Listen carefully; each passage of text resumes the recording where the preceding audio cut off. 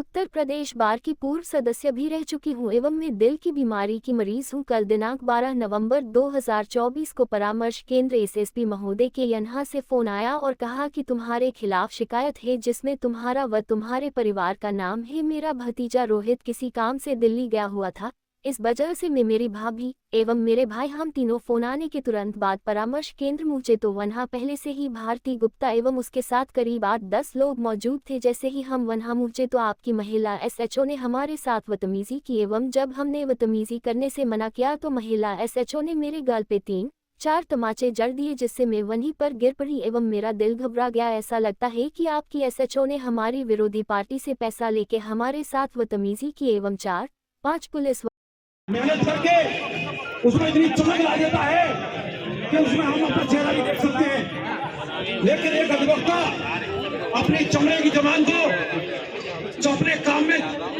चमक लाने के लिए एक न्यायिक अधिकारी के सामने घिसता है बार बार।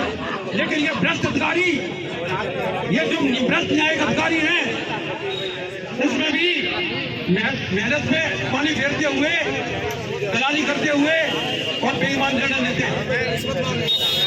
साथियों, हमारी जो लड़ाई है ये सिर्फ गाजियाबाद की नहीं है, ये लड़ाई हमारे अस्तित्व की। मैं ये जानना चाहता हूँ कि ये जो परामर्श केंद्र की एसएचओ है, ये इसको किसने अधिकार दिया है एक अधिवक्ता को चाटा मारने का। और मैं बैठा हुआ था, विरोधी पक्ष बैठा हुआ था, मुझसे कह रहा था बुड्ढा बुड्ढा, मुझे ही वो चुप करा रही थी, क्यों नहीं बोली वो। और उनने कागज़ पर नंबर भी लिख के दिया संगीता गोयल को कि मुझसे बात कर लेना। इसका क्या मतलब है? आप दे रही हैं, मतलब आप रिश्वत चाहती हैं। तो रिश्वत ली गई है क्या, ऐसा आपका मानना है? हाँ है, विरोधी पार्टी से रिश्वत ली गई है। पूरा यकीन है, बिना हाँ पूरा यकीन है। तो अपनी वर्दी पे उंगली उठवाएंगे। आप पुलिस पर संगीन आरोप लगा रहे हैं, क्या आपका कैसे लग रहा है आपको रिश्वत ली गई है? जो पीड़ा है वो बता रहे हैं जी सर, हमारी पीड़ा है, हमको उसकी हम बता रहे हैं।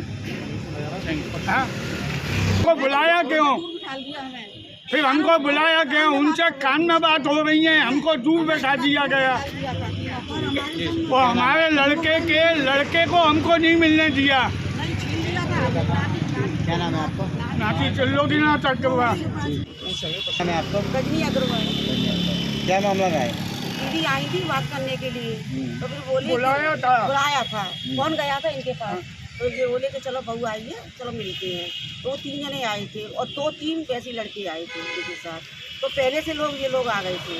पहले से आने के बाद दीदी बात करने लगी तो दीदी से कहने लगी चल चुप रहे, मेरी दीदी वकील है, तो बोले चल चुप रहे, वकील होंगी अपने घर के लिए होंगी।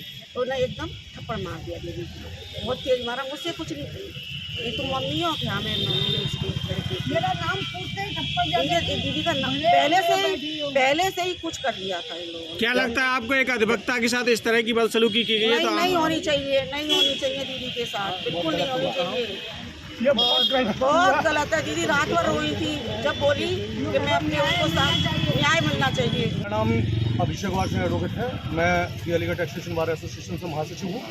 कल हमारे एक महिला साथी अधिवक्ता जो कि यहाँ अपने एक पारिवारिक समझौते में आई थी, तो परिवार परामर्श केंद्र की जो प्रभारी हैं भारती सिंह, उन्होंने अधिवक्ता को बुलाया और बात करते करते उनमें चाटा मार दिया। तो ये बहुत ही अशोभनीय व्यवहार भारती सिंह जी के द्वारा किया गया है।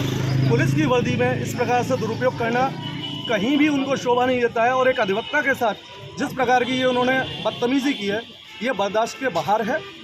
आज हम इस प्रकरण में एसएसपी महोदय से अभी मिले हैं। एसएसपी महोदय ने अभी आश्वासन दिया है कि वो शीघ्र ही इस चीज़ की जांच कराएंगे और यदि ये सत्यता पाई जाती है तो वो भारती सिंह को निलंबित करेंगे। क्या कहेंगे सर, समाज का एक अभिन्न अंग होता है अधिवक्ता जो न्याय दिलाने के लिए शासन प्रशासन से लड़ाई करता है? जी, अधिवक्ता और प्रशासन हमेशा ही एक दूसरे को सपोर्ट करते हैं और करना भी चाहिए।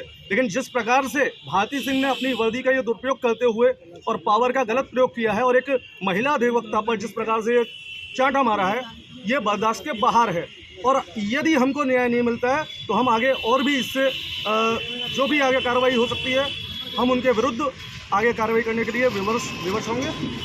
बाकी आप मेरा नाम अधिवक्ता विनोद कुमार सिंह है। मैं पूर्व विधायक प्रत्याशी भी रहा हूँ और मेरा जब से मैं अधिवक्ता प्रोफेशन में आया हूँ और तब से जो असहाय हैं जिनको मदद चाहिए मैं हर तरीके से मदद करता हूँ। लेकिन आज बड़ी ग्लानि होती है जब हम ये देखते हैं कि एक खाकी वर्दीधारी पुलिस वाले थोड़ा सा अपने स्वार्थ की वजह से और अधिवक्ता तक को प्रताड़ित करते हैं। इस चीज़ को देख के और सुन के बड़ा दुख होता है। और मैं इस घटना के लिए सिर्फ इतनी बात कहना चाहता हूँ कि जहाँ तक भी पॉसिबल होगा, जिस तरीके से एसएसपी साहब ने अपनी बात कही है, हमारे अधिवक्ता बहन को समझाया है कि जांच होगी और जांच के बाद कार्रवाई होगी, वो जो करेंगे वो करेंगे। लेकिन हम भी अधिवक्ता हैं, अंत तक उन्हें छोड़ेंगे नहीं और उनके खिलाफ कार्रवाई करेंगे। सर कौन से स्वार्थ की बात कर रहे हैं आप? कह रहे हैं कि देखो, ये बात जो स्वार्थ वाली है ये उजागर है, ये नीचे से ऊपर तक सब जानते हैं कि क्या स्वार्थ होता है। एक जो अधिकारी कुर्सी पे बैठा हुआ है, अगर वो निस्वार्थ काम करे तो कोई बेगुनाह के खिलाफ कोई गलत काम हो नहीं सकता। लेकिन जब एक अधिवक्ता जानते हुए कि भाई ये अधिवक्ता हैं और अपने परिवार की बात रखने के लिए आए हैं और उनके साथ जब ऐसा हो रहा है तो आप समझ सकते हो कि क्या स्वार्थ हो सकता है।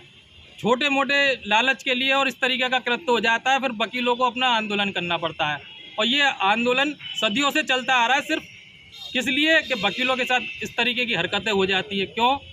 क्योंकि खाकी वर्दीधारी जो उस कुर्सी में बैठे हुए हैं, जो न्याय के लिए सबसे पहली सीढ़ी होती है पुलिस, जो न्याय दिला सकती है, लेकिन वो न्याय नहीं करती, अपने स्वार्थ के लिए अन्याय कर देती है।